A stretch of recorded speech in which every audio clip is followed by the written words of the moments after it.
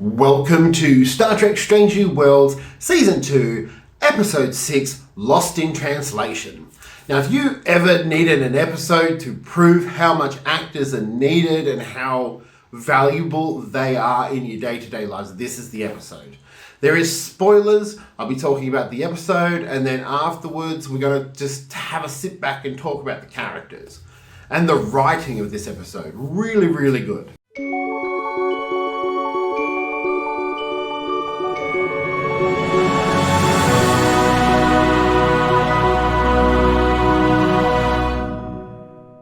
So this episode obviously starts with our long-ass recap. We get Uhura hearing a sound of which no one else can hear. And it's sort of, you see that she's tired, she hasn't been sleeping much. What seems really, really weird is I'm gathering that this season 1 takes very close to this season 2 is close to season 1. This episode sort of proves that. So we get Pike is promoted to fleet captain, and I believe in the original series, this is when he met James Kirk. We get our first introduction of James Kirk from the Prime universe. And you know what? Paul Wesley does a really great job with this. Like, I honestly, I thought he was charming, he was intelligent, clearly very, very ambitious. Just the way you sort of imagine a young Kirk to be. And he was sort of a really nice addition to this episode. We get that really funny interactions between him and Sam, his brother, obviously. And we get a small scene with Chapel and Spock talking about how they're going to keep their relationship secret, which I'm still interested to see how that's going to play into TOS. Kirk does meet Pike. They did hold it off, but they met him. And it was an interesting sort of little moment where there's admiration, but they don't know each other. A really fun part of this episode was there was a lot of little stories in the main things. We find out that Pelia and Number One have issues, and we sort of don't get why. And Pelia obviously does things by her own rules. She's thousands of years old. And Number One doesn't like that. She's a very by-the-book officer. And their interactions are really, really good. And I find there's a lot of... And the whole framing of this around grief and around death. And obviously, we get Hemmer back. Sort of. We get zombie Hemmer. And then later we get normal Hemmer. I liked the fact that they filmed new shots. I liked the fact that the actor came back because he was just really, really good. And even in this episode, like, it was just nice to see Hemmer again. And funnily enough, I'm talking about writing and talking about acting. Uhura's dealings with her grief and with her sadness, like around Hemmer and around her parents and her brother, are really, really well acted. Celia Gooding is phenomenal as Uhura. She really nails a lot of the emotional stuff, as well as sort of being a strong woman. I love the fact that she's, once again, we find out that our Star Trek crew are hiding a little bit of their feelings in the dark, as you would in a professional environment. And her talking about Hemmer, and then her talking about her parents and her brother, and the tears streaming down her face, and then being forced to sort of deal with that feeling in regards to the aliens, the concept of aliens hiding in the deuterium was really, really interesting. A stellar nursery. I really liked those little sort of space nods, scientific nods. It does feel a lot with Strange New Worlds, like with the dramas at the front and that the scientific and cool stuff is at the back.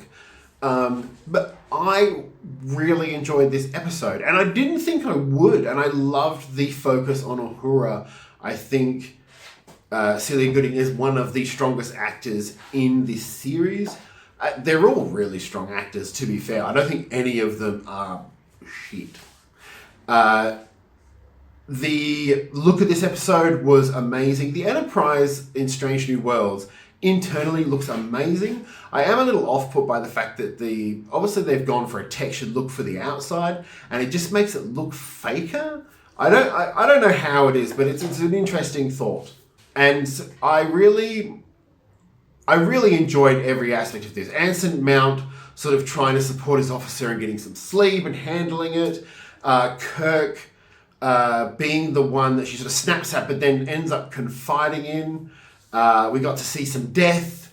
The zombie Hammer was pretty good. It looked a bit naff at the end when he's just standing on the bridge with his big old face mask on. But it was a fun episode with a lot of little moments. Una and Pelia have a discussion on the shuttle towards the end. And Una says that the only reason that she hates Pelia is because she taught her in Starfleet Academy and gave her a C. And then Pelia finally she mentioned it earlier in the episode that she talks to Uhura. She goes, "You've never spoken to me." And here with Una, it's the same thing. And Pelia realizes that these people had a connection to Hemmer, and when they see her, she's a reminder that Hemmer is dead. And that's why these people have been sort of treating her differently.